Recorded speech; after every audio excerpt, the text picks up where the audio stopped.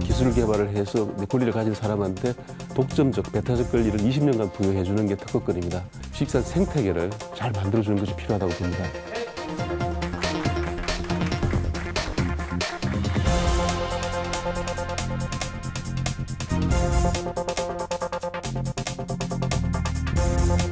TV 사람을 만나다.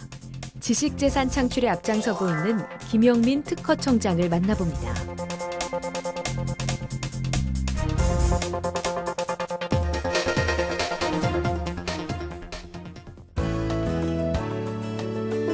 시청자 여러분 안녕하십니까? TV 사람을 만나다 김동률입니다. 안녕하세요. 엄지혜입니다. 엄지혜 아나운서. 네. 혹시 특허 전쟁이란 말 들어보셨습니까? 그럼요. 이제 특허를 빼놓고는 비즈니스를 생각하기가 어려운 시대가 왔잖아요. 최근 글로벌 대기업 간의 이 특허 전쟁이 점점 치열해지고 있는데요. 네. 삼성과 애플 간의 이 모바일 특허 전쟁이 대표적이라고 할 수 있겠죠. 네, 그렇습니다. 특허 전쟁 시대 우리 기업이 총성 없는 전쟁에서 살아남기 위해 이른바 강한 특허를 창출하고 지식재산 생태계를 조성하기 위해 노력하는 분이 있습니다. TV 사람을 만나다 오늘은 창조 경제의 핵심인 지식재산권 정책을 총괄하는 김영민 특허청장 이 자리에 모셨습니다. 어서 오십시오. 네, 안녕하세요. 안녕하십니까. 네. 자, 내부 승진으로 청장에 취임하신 지 1년 8개월이 확 지나갔지 않습니까? 그동안 어떻게 지내셨습니까? 예, 시간이 참 빨리 가는 것 같습니다. 벌써 올해도 한 해를 마무리하는 시기가 되었습니다. 전시회라든지 또 세미나 등 또 국회 예산 법안 등 좀 바쁘게 지내고 있습니다. 1년 8개월 지나고 생각하면은 저희가 청장을 맡은 이후에 이제 소위 창조 경제의 핵심인 지식재산을 맡고 보니까 어떻게 하면은 우리 창조 경제를 가장 핵심인 인프라인 지식재산을 잘 해나갈 수 있도록 튼튼한 지식재산 생태계 구축에 애써 온 것 같습니다. 네. 취임하시고 6개월 정도 지나셨을 때요. 갑자기 네. 조직 개편을 크게 하셨다고 들었습니다. 듣기로는 지난 36년간 큰 변화가 없던 조직을 한 번에 싹 바꾸셨다고 하는데 왜 그러셨는지 좀 이유를 여쭤봐도 될까요? 예, 아마 제가 이제 내부 승진을 하다 보니까 제가 특허청에 쭉 있으면서 이런 부분은 우리가 꼭 바꿔야 되겠다. 이제는 시대적 흐름이 바뀌고 있다는 그런 생각을 늘 해왔습니다. 그래서 특히 이제 그런 생각을 하게 된 것은 지금 기술 트렌드가 이제는 융복합화 추세입니다. 근데 그동안 우리 심사를 하고 있는 우리 특허 심사 조직이 과거 어떤 직렬 기술별로 기계, 화학, 전기, 통신 이런 기술 직렬별로 되어 있었습니다. 그러다 보니까 이 심사 조직이 어떤 융복합된 기술 추세를 따라가지도 못했고 또 전문성을 살려서 심사하는 게 좀 어려웠습니다. 그래서 저희들이 이번에는 그런 융복합화 추세하고 또 산업에 대응할 수 있는 조직으로 전면적으로 개편을 했습니다. 이제 저희들이 심사 조직을 개편하고 나서 또 그걸 안착하기 위해서 전문성에 맞는 심사관의 재배치라든지 또 심사 부담을 좀 조정하는 문제라든지 해서 쭉 작업을 해왔습니다. 지나고 나서 지금 보면은 어떤 심사 품질이 높아졌다든지 또 심사 처리 기간도 저희들이 목표하는 데 잘 달성하고 있어서 조직 개편이 좀 안착되고 있는가 아닌가 이렇게 생각을 하고 있습니다. 네. 전 세계가 이제 특허 전쟁이라고 해도 과언이 아닐 만큼 특허 분쟁이 곳곳에 일어나지 않습니까? 특허청의 임무는 뭡니까? 예, 아무래도 특허청은 이제 지식재산, 지식재산이라 그러면 보통 특허, 상표, 디자인 이런 산업재산권에 대한 심사를 해서 이제 그 특허권을 부여하는 게 가장 주요한 업무라고 볼 수 있을 것 같습니다. 그리고 이제 또 그에 관련된 다툼이 일어났을 때, 분쟁이 일어났을 때, 적정한 이 권리는 무효다 아니면은 이 권리 범위에 포함된다는 그런 심판을 하는 기능이 있고요. 또 하나의 주요한 기능은 이 발명을 진흥하는 업무가 있습니다. 그러니까 네. 우리 국민들이 어떤 창의적인 그 아이디어를 발명으로 연결시킬 수 있도록 발명을 진흥하는 업무라든지 또 우리 기업들이 지식재산을 기반으로 해서 특허나 상표를 기반으로 해서 성장할 수 있도록 우리 기업들한테 이런 지식재산 경쟁력, 역량을 지원하는 업무 그런 것들을 한다고 보시면 되겠습니다. 네. 말씀하시던 중에 지식재산, 지적재산권에 대한 이야기를 언급을 하셨는데요. 사실 이제는 좀 많이들 이 중요성에 대해서 알고 계시지만 그래도 조금 한국이 이 지식재산권에 대해서는 조금 그 중요성이 좀 미비하다고 들었습니다. 그 사람들이 알고 있는 정도가요. 네. 설명을 좀 해주시죠. 예, 우리나라가 사실은 이 지식재산에 관해서는 뭐 강국이라 할 수 있습니다만은 또 과거로부터도 우리가 한국 사람들이 발명 DNA가 많이 있다고 생각합니다. 우리 세종대왕 때 뭐 청욱이라든지 또 뭐 혼천의 앙부일기, 뭐 거북선도 만들었고요. 그런 발명 DNA가 있습니다만은 최근에 와서 이제 우리가 또 이런 선진국에 비해서 이 특허 제도를 좀 늦게 도입을 했지 않았습니까? 뭐 그런 점에서 이런 그 지식재산에 대한 인식이 보호나 뭐 존중하는 그런 뭐 문화가 좀 미흡하지 않느냐 이렇게 생각을 합니다. 국제경제개발은 IMD라는 곳이 있는데요. 거기에서 보통 각국의 지식재산 보호 수준에 대한 설문조사를 합니다. 그래서 통계가 나옵니다만은 우리가 작년 같은 경우 42위 정도로 좀 낮은 수준입니다. 그래서 뭐 그런 부분이 우리가 빨리 어떤 타인의 창의적인 노력의 결과인 그런 지식재산을 존중하고 보호해주는 그런 문화가 필요하다고 생각을 합니다. 네, 제 경험이긴 하지만 제가 이제 미국에 여행을 하다가 복사점에 가서 지도를 한 장 복사를 하려고 그러니까 지식재산권 때문에 허락을 받아오지 않았기 때문에 지도 한 장을 복사를 해줄 수 없다고 그렇게 얘기를 하더라고요. 그러니까 아무래도 지식재산권 강국이긴 하지만 우리나라 국민들은 되게 그냥 복사를 하지 않습니까? 대학교 교재도 그냥 네. 통째로 뺏기고 그러는데 우리 국민들의 지식재산권에 대한 인식은 좀 문제가 없을까요? 예, 뭐 그런 점에서 저희들이 지속적으로 우리 국민들이 그런 인식을 가질 수 있도록 서로 교육도 하고 특히 저희 생각에는 어릴 때 학창 시절부터 그런 데 대한 인식을 가질 수 있도록 교육하는 것이 중요하다고 생각하고요. 또 전반적으로 사회 분위기가 남이 좀 애써 개발한 것을 이것을 아주 그냥 가져오는 것은 훔치는 거고 소위 어떤 제의식을 가져야 될 필요가 있다고 생각을 합니다. 그래서 뭐 외국 같은 경우에는 이 소위 짝퉁 상품을 사면은 처벌하는 경우도 있습니다. 밸런스가 대표적인데 그런 경우에는 처벌하는 경우도 있거든요. 그렇지 우리는 그렇지는 않습니다만은 이런 그 위조 상품을 삼으로써 그 물건을 생산한 사람 기업이 망할 수도 있고 또 국제적으로 우리 국가의 어떤 그 신뢰도가 떨어지는 그런 문제도 있습니다. 그래서 이 부분은 우리나라가 창조 경제로서 정말 지속적으로 성장하기 위해서는 우리 국민들이 타인의 어떤 창의적 그 노력의 결과를 존중해주고 보호해주는 그런 인식이 필요하다고 생각을 합니다. 네. 이제 한 고비는 넘기기는 했지만 삼성과 애플의 특허 분쟁이 2년 넘게 지속돼 오고 있지 않습니까? 네. 이 특허 분쟁 왜 일어나는 걸까요? 예, 뭐 이제 특허 분쟁이 과거에도 물론 일어났습니다. 뭐 그거는 왜 그런가 하면 기본적으로 특허는 이제 국가에서 기술 개발을 해서 이제 권리를 가진 사람한테 독점적, 배타적 권리를 20년간 부여해 주는 게 특허권입니다. 그런데 일반적으로 어떤 제품을 생산하려 그러면은 그 제품에 들어간 그 특허를 이용하고 싶은 사람이 있습니다. 또 그걸 이용하려면 당연히 그 권리자한테 뭐 라이센스료를 주고 권리를 사와서 자기 제품에 써야 되는데 아직 이제 소위 그걸 안 그렇게 하지 않고 훔쳐서 소위 말해서 많이 뺏겨서 자기 제품에 쓰면은 그러면 이제 특허 권리자로서는 자기 권리를 침해당한 거니까 내 권리를 침해하지 말아라 하고 분쟁이 발생되게 됩니다. 일반적으로 이렇게 특허 분쟁이 발생하게 되면 먼저 그 침해한 게 자기 권리인지 아닌지를 확인해야 되는 절차도 필요할 거고요. 그럼 또 반대편은 아니다. 이건 권리로서 가치가 없다. 무효를 소송을 합니다. 무효 소송 이런 다툼이 일어나게 되고 또 권리자는 내 권리를 침해하지 말라고 침해 금지 청구를 하게 되고 또 손해배상 청구를 하게 됩니다. 뭐 그런 과정에서 이 다툼이 일어나고 소송으로 계속 다투게 됩니다. 그렇군요. 네. 그럼 이렇게 내 재산이라고 사람들에게 공표하는 절차인 거잖아요. 무형의 재산인 이 지적 재산을요. 근데 이 특허를 추론하는데 굉장히 어렵다고 절차가 굉장히 복잡하다는 이야기를 좀 들었습니다. 그래서 그걸 간략하게 하고 효율성을 증대하기 위해서 노력을 많이 하신다고 들었는데요. 어느 정도로 예전에는 복잡했고 지금은 얼마나 많이 간소화됐습니까? 예, 뭐 특허는 사실 복잡한 기술을 그것을 이제 권리를 설정하는 행위이기 때문에 쉽지는 않습니다. 지금 특허 출원하는 그 실제 형태를 보면은 개인들이 자기 자신이 그 특허 명세서를 써서 출원하는 것은 한 10% 정도밖에 안 되고요. 나머지 한 90%는 이제 소위 그 변리사를 통해서 특허 출원을 하게 됩니다. 뭐 그렇다 하더라도 이제 저희들은 좀 더 그 좀 연구원들이라든지 어떤 개인 발명가들이 개인이 특허 출원을 할 수 있도록 도와주는 그런 지원을 하고 있습니다만은 특히 제도적으로 저기 올려 들어와서 이런 특허 출원 절차를 좀 더 편하게 하기 위해서 획기적인 제도가 들어있던 게 있는데요. 특히 연구원들이 그 논문을 쓰지 않습니까? 네. 연구 논문이라든지 또 연구 결과를 정리한 연구 노트가 있습니다. 그런 것들을 바로 특허 출원을 할 수 있도록 절차를 좀 간소화했습니다. 그럼 물론 그 자체로 가지고 심사는 할 수 없고요. 한 일정 기간, 1년 내에는 소위 명세서를 작성해서 물론 보완을 해야 됩니다만은 연구 노트나 그런 연구 논문을 바로 특허 출원할 수 있도록 좀 간소화하는 작업을 했고요.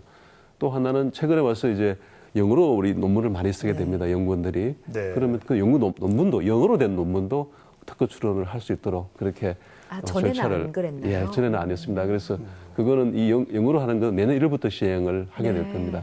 네. 또 하나 뭐 좀 그 효율을 한다는 관점에서는 특허 출원 개별 건별로 이렇게 특허 출원을 하고 상표 출원을 합니다만은 실제 그 사업을 하기 위해서는 제품의 출시 시기가 있습니다. 그러면은 그게 필요한 거는 특허도 여러 건 있을 수 있고 또 상표도 필요하고 디자인도 필요합니다. 그래서 그것을 일괄적으로 기업의 입장에서 일괄적으로 모아가지고 심사하는 일괄 심사 제도를 저희들이 도입을 했습니다. 그래서 기업들은 그렇게 하니까 정말 편리하고 도움이 된다고 이야기를 합니다. 그래서 저희들은 심사를 좀 간편하게 하고 또 효율화할 수 있도록 가능한 여러 가지 제도를 지금 계속 도입하고 개선을 하고 있습니다. 네, 듣고 보니까 절차가 많이 간소해졌군요. 예. 근데 궁금한 게 우리나라에서 만일 특허를 이제 특허제에 출원하지 않습니까? 그러면은 이게 한국에 출원한 것이 전 세계적으로 통용이 됩니까? 아니면 각 나라마다 다시 특허를 출원해야 됩니까? 예, 이 특허 제도는 그 옛날 그 1883년에 네.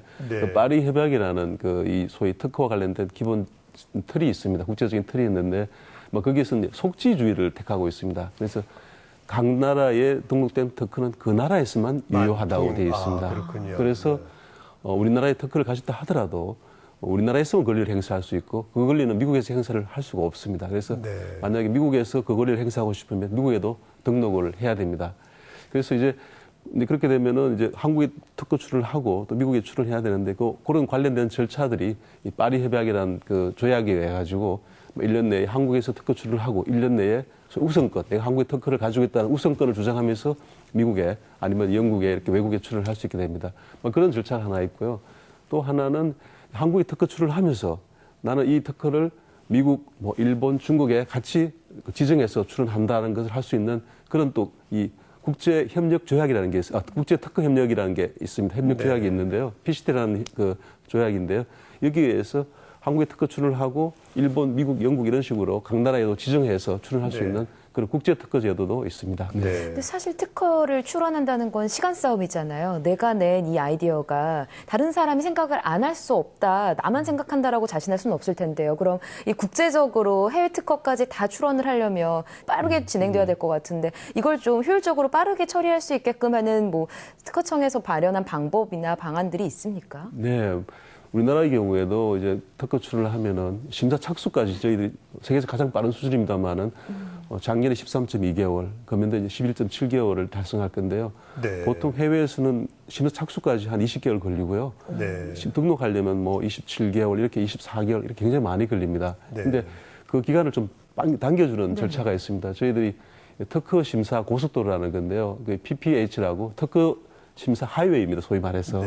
네.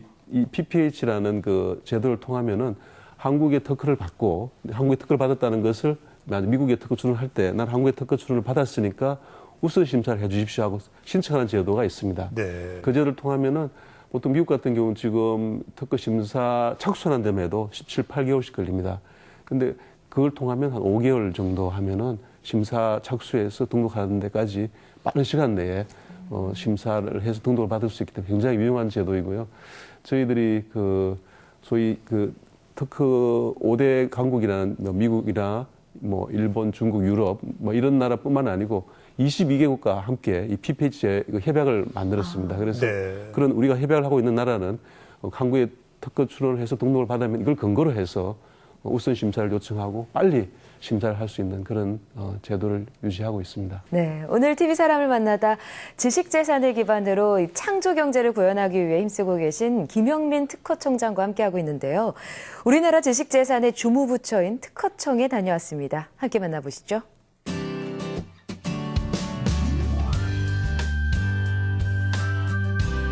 대전광역시에 위치한 특허청 본청. 지식재산권 생태계 변화에 능동적으로 대응하고 기업의 특허 경쟁력 강화를 통해 지식재산 강국으로의 새로운 도약을 시작했다고 해서 찾아가 봤는데요. 특허청의 주요 업무인 특허 심사 부문에 큰 변화를 주면서 고객 지원실의 분위기가 한층 달라졌다고 합니다. 특허 심사관과 특허 출원인 간의 소통을 확대해 강한 지식재산권 창출을 할 수 있도록 지원하겠다고 나선 건데요. 이날 역시 특허 출원을 하려는 시민들의 방문과 상담이 이어졌습니다. 특허청에서는 심사관들이 그걸 판단하기 위해서 국내뿐만이 아니라 미국이나 유럽, 일본의 선행된 특허라든가 논문 등을 검색을 해가지고 이 출원 발명이 신규한 것인가 혹은 기존에 비슷한 발명이 있지는 않은가 이런 거를 함께 검토를 하게 되고 만약에 기존에 있던 거라 하더라도 이게 그 기존 거에 비해서 진보한 기술적 특징이 있다든가 아니면 현저한 효과가 있는가 등을 종합적으로 이제 검토를 해서 특허권을 부여하게 되고 있고요. 김영민 특허청장은 개청 이래 최대 규모의 특허청 조직 개편을 단행하며 특허 심사 정책의 방향을 지식재산권 품질 향상으로 잡았는데요. 전통산업 중심으로 편제된 기계, 화학, 전기, 통신 심사국을 기술 간, 산업 간 융합 추세에 대응할 수 있도록 전문성을 기반으로 한 융합형 심사 조직으로 만들었습니다. 산업과 기술의 변화 추세에 맞게 조직을 유연하게 하고 협업이 가능하도록 하게 한 거죠. 다양한 기술 분야의 심사관들과 함께 생활하게 되면서 그 기존 조직에서는 할 수 없었던 타직렬 심사관들과의 업무 협조가 원활해졌습니다. 그리고 국과 과 단위의 기술 분류가 산업 분류와 매칭이 되면서 산업계의 요구가 있을 때 그 대응이 훨씬 더 편해졌습니다. 그래서 심사 전문성도 높아진 것 같습니다. 그리고 이곳 1층에 위치한 특허 관련 전시관 발명인의 전당. 일반인들도 자유롭게 방문할 수 있도록 개방되어 있는데요. 선조들의 창조 정신을 기리고 국민들에게 발명에 대한 관심을 유발하기 위한 공간이었습니다. 역대 최우수 발명왕들에 대한 소개와 발명 내용들이 한눈에 알아보기 쉽게 정리되어 있는 건 물론이고요. 6, 70년대부터 최근까지의 발명품들도 만나볼 수 있었습니다. 이번엔 자리를 옮겨 특허청이 운영하고 있는 국제지식재산연수원 발명교육센터를 찾았습니다. 이곳은 발명에 특화된 발명체험 콘텐츠들이 전시되어 있었는데요. 창의발명체험관은 발명 꿈나무들이 재미있는 놀이와 체험을 통해 발명이 쉽고 친근해질 수 있도록 할 목적으로 만들어졌습니다. 작년 한 해 총 2만여 명 정도가 찾는 발명의 명소라 하겠습니다. 15개 체험 공간으로 구성되어 있고 발명가처럼 생각하는 방법을 알려줌으로써 일상생활에서도 창조적인 상상력을 발휘할 수 있도록 하여 훌륭한 발명가가 될 수 있다는 자신감을 고취할 수 있도록 만들었습니다. 이곳을 찾는 관람객들은 놀이를 통해 자연스럽게 발명을 이해하고 창의력을 자극받을 수 있을 것 같았습니다. 많은 청소년들이 발명에 관심을 가짐으로써 국가가 원하는 지식재산 인재로 성장할 수 있길 바랍니다.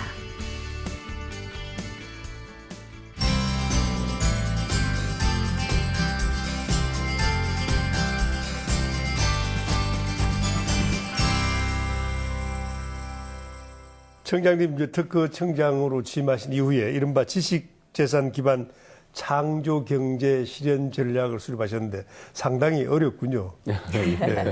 좀 설명해 주시죠. 네. 예.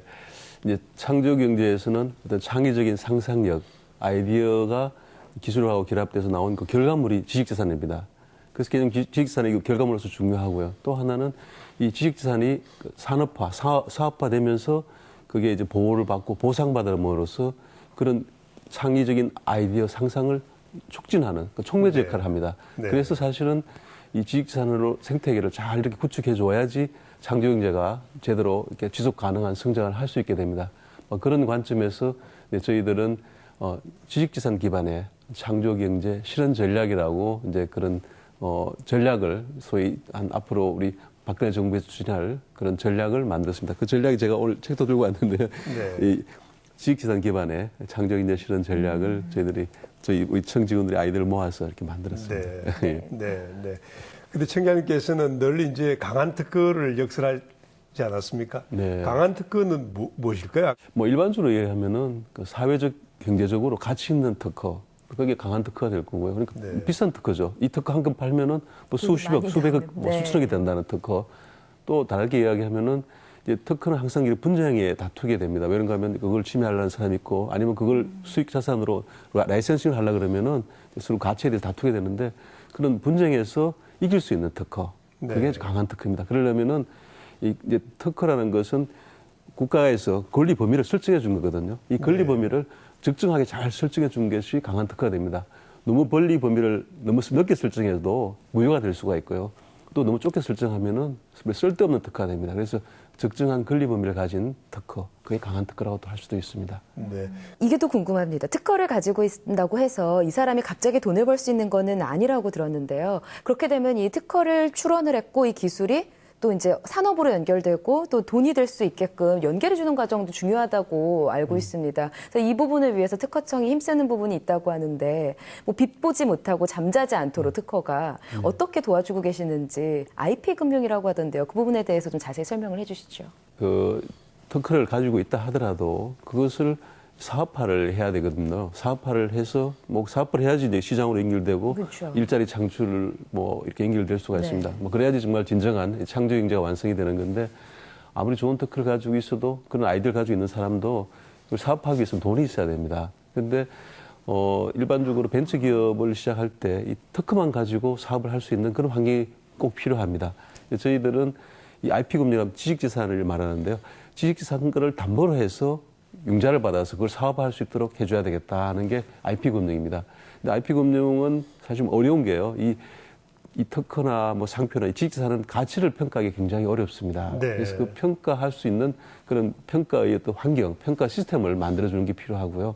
또 그것이 만약에 평가를 해서 이제 융자를 받았지 않습니까? 근데 나중에 그 회사가 부도가 날 수도 있지 않습니까? 네. 과거엔 좀 그랬습니다. 그래서 부도가 나면은 이 IP 자체를 가지고 막 거래가 돼야 되는데 그게 안 되면은 그냥 휴지가 될 수 있지 않습니까? 네. 그래서 그것을 적절하게 해소할 수 있는 그런 시장, 그런 생태계도 굉장히 중요합니다. 그래서 저희 IP 금융이라 그러면은 이런 가치를 평가해주고 또 그것을 실시하는 은행이나 투자가들이 있어야 되고 그걸 해소할 수 있는 IP 서비스 시장이 있어서 이런 생태계가 갖춰지면은 IP 금융이 제대로 이제 굴러갈 수 있는 그런 환경이 됩니다. 그래서 저희들은 소위 온라인으로 특허 IP를 평가할 수 있는 그 온라인 분석 시스템을 만들었습니다. 그 스마트 3라 그러는데요.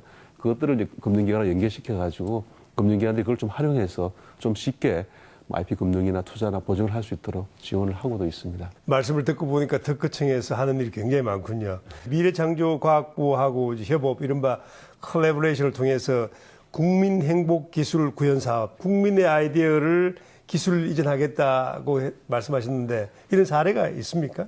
예, 이제 그 미래부에서 소위 창조경제타운이라는 그 웹포털을 지금 만들어서 국민들의 아이디어를 받아가지고 그게 멘토들이 뭐 도움을 줘서 좀 구체화시키고 네. 이제 그렇게 하는 지금 아이디어 포털이 지금 만들어서 많은 국민들이 거기 참여하고 있습니다. 지금 작년 9월 말에 창조경제타운이 만들어졌는데 지금까지 한 1,200건 정도의 아이디어가 포털에 올라오고 그 포털에 올라온 아이디어들을 멘토들이 도와가지고 구체화시키고 또 그중에서 좋은 것들은 권리화시키고 또 사업과 연결하는 사업들을 하고 있습니다. 저희들은 뭐 사업화 쪽은 이제 저희 예산이 좀 부족하기 때문에 미래부나 중기청 사업화로 연결시켜주고 있고요. 네. 기술 이전은 저희들이 많이 하고 있습니다. 보면은 뭐 그동안 어떤 한 회사 같은 경우는 어떤 저희들이 권리화를 시켜줘가지고 특허권을 만들고 그것을 로열티를 받고 넘겨줬어요. 네. 그래서 계속 로열티 수입도 받는 그런 케이스가 생겨나고 있고 요즘 뭐 굉장히 좋은 실제 성공한 사례들이 만들어지고 있습니다. 네, 그렇군요. 네. 또 정부에서 하는 일은 참 뭘 하려고 하면 규제가 많다. 그래서 규제를 완화해야 한다라는 이야기들을 많이 하잖아요. 네. 이 특허 출원에 관련된 문제에서도 규제가 많은지 또 규제 완화를 위해서 좀 노력을 하고 계신지 궁금하거든요. 네. 저희들은 뭐 그렇게 규제가 많은 부서라 하기는 어렵습니다. 일반적으로 환경이라든지 뭐 교통, 뭐 안전 이런 부분에서는 사실은 규제가 많은데요. 네. 저희들은 그런 성격의 규제라기보다는 이제 사실 특허 제도라는 게 좀 복잡하고 국민들 이해하기가 어려우니까 뭐 특허 출원 절차를 간편하게 하고 좀 편리하게 하는 그런 점에서 규제 완화, 규제 개선에 노력을 하고 있습니다. 뭐 저희들도 이제 그 국무총리실에서 국조실에서 관리하고 있는 규제 건수가 있습니다만은 뭐 그런 규제 말고도 스스로 이제 그런 국민들이 편하게 할 수 있는 규제를 발굴하는 작업들을 하고 있습니다. 금년도 한 75개의 규제를 발굴해가지고 간편하게 하는 작업들을 하고 있고요. 저희들은 특히 이제 저희들이 보기에는 이 규제는 이런 정도는 객관적이고 공정한 절차를 위해서 필요하다고 볼 수도 있는데요. 네. 이제 또 국민들이 보기에는 그래도 불편하다고 할 수 있습니다. 그래서 저희들은 업계, 학계, 뭐 또 우리 출원인, 뭐 변리사들을 합쳐가지고 같이 국민 배심원단을 만들었습니다. 그래서 저희들이 이제 그런 발굴된 과제를 놓고 국민 입장에서 이제 이거는 공정한다는 그런 관점보다 이건 이렇게 편리하게 할 수 있다고 그렇게 건의해 주시면은 그걸 없애나가는 쪽으로 하고 있고요. 또 올해는 그런 배심원단 회의를 통해서 좀 괜찮은 그런 그 규제 개선 과제는 선정을 했습니다. 그래서 저희들 최근에 한 4개 과제를 뽑아가지고 배심원단에 지정해 준 과제를 선정해서 뭐 상도 주고 또 국민들한테 홍보도 하고 있습니다. 네. 네.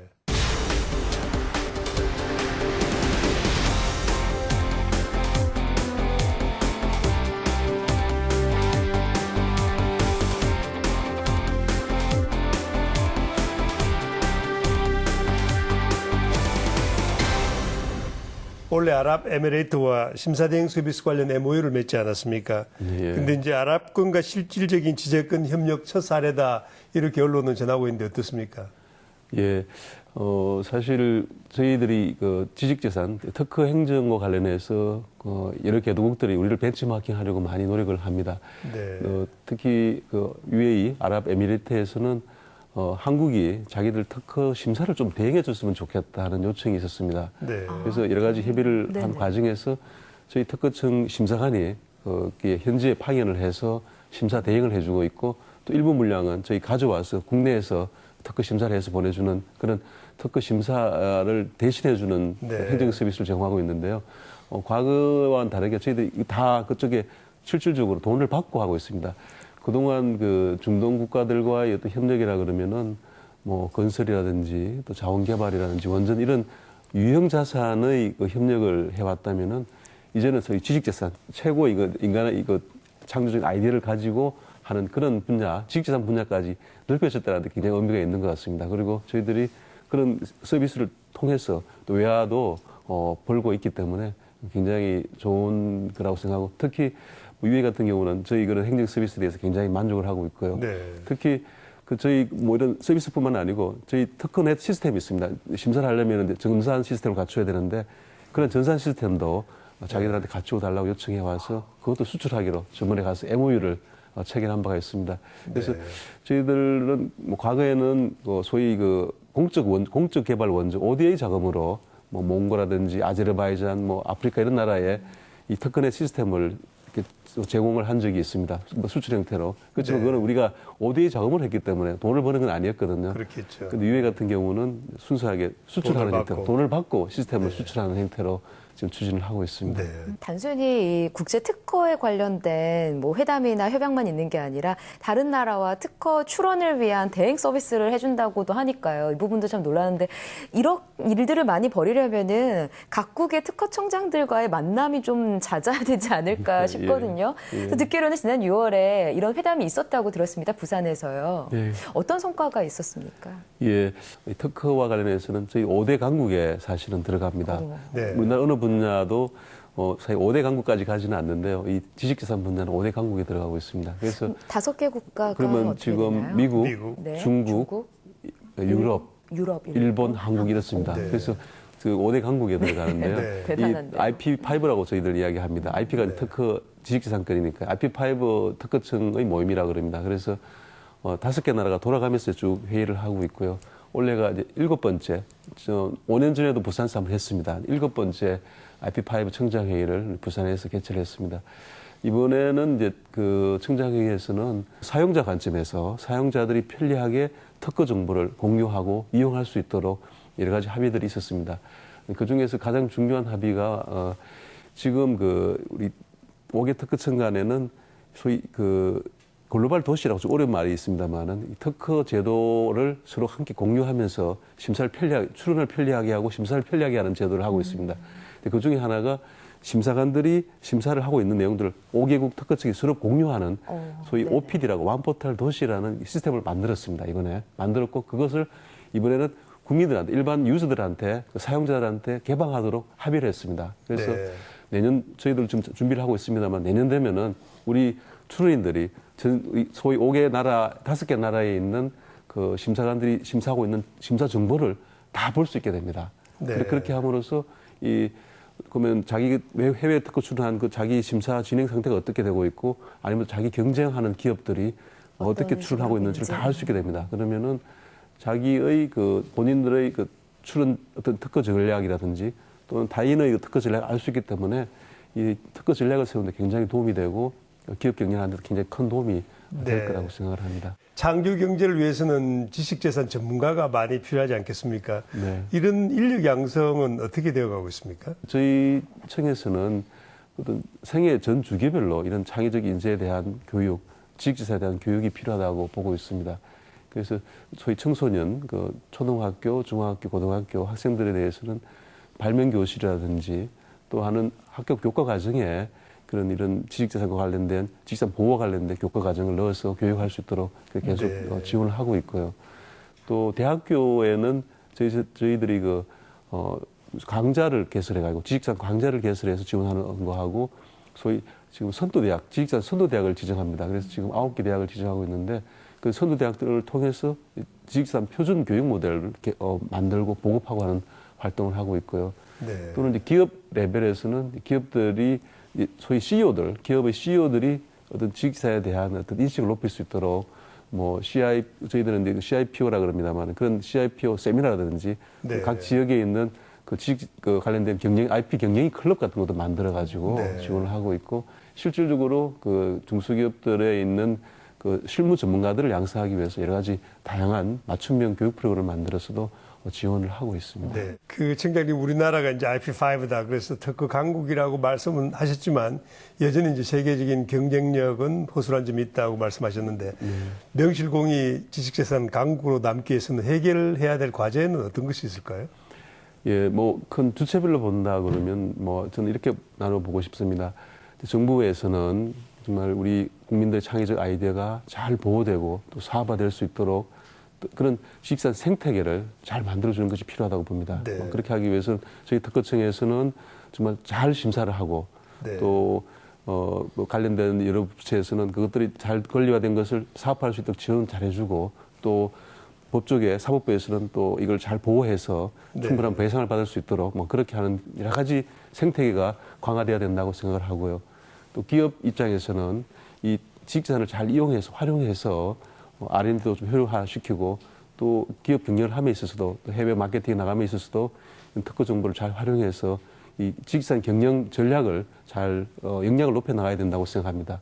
그리고 국민들에 있어서는 어떤 사람들이 타인이 만든 그런 창의적인 그런 아이디어 결과 지식재산을 존중해주고 또 보호해줄 수 있는 그런 인식이 높아져야지 우리나라가 진정한 지식재산 강국이 될 수 있다고 생각을 합니다.